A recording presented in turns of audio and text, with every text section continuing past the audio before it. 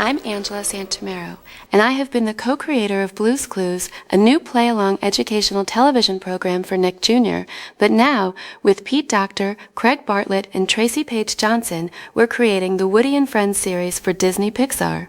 We'd also like to say that Woody and Friends is now a new kind of educational Toy Story television show, where we get to hang out with Woody and Buzz and help them work together to solve problems, overcome obstacles, and accomplish their missions, but that all of our authentic Toy Story scenes and stories are also written with the Woody and Friends mission, and that is to empower and challenge audiences and preschoolers, and to ignite and build their self-esteem and creative problem-solving skills, all while making them laugh.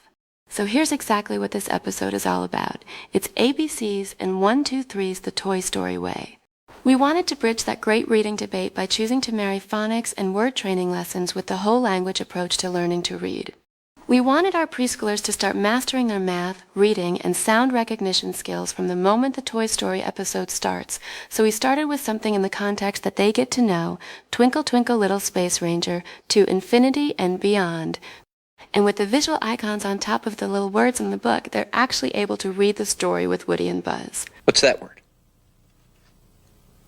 Star! Star.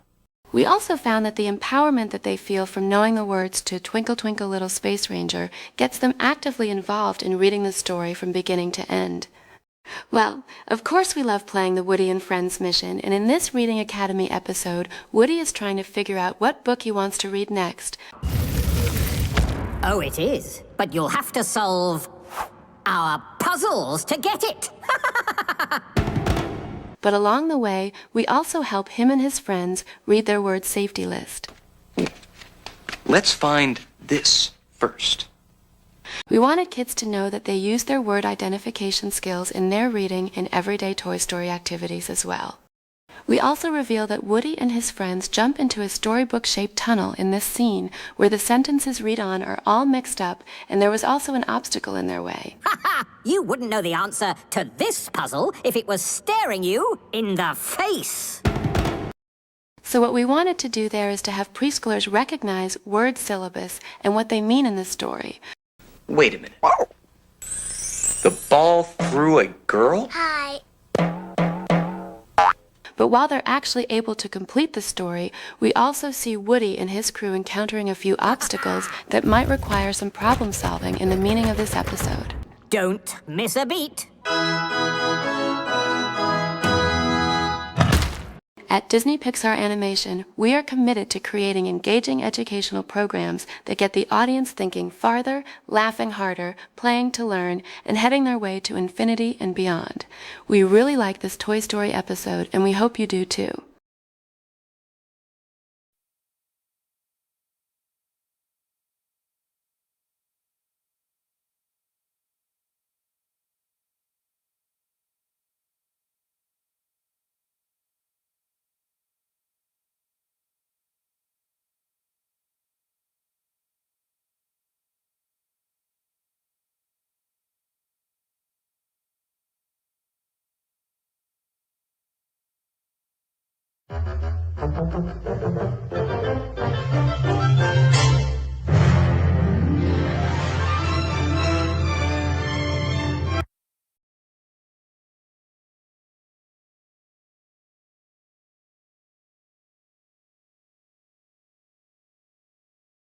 Howdy, partners, to infinity and beyond! And now, let's see more Toy Story science time! Come on! The oceans are home to so many different animals. Some are very small, and some are very big like whales, sharks, and dolphins. All of the animals, no matter what size, need food to survive just like us humans. The food chain of the ocean shows where each animal of the ocean gets its food from. The smallest creatures are at the very bottom of the food chain. The bottom of the food chain starts off with plants. There are many tiny living plants in the ocean, such as algae and plankton, which are the producers of the food chain. The creatures or plants use energy from the sun and nutrients floating in the water to make their own food. These producers at the bottom of the food chain are then eaten by bigger creatures called consumers. The animals at this step of the food chain cannot make their own food, so they must eat the producers to survive. There are so many levels of consumers in the food chain, and eventually, the largest creatures, such as whales, will eat whatever is below.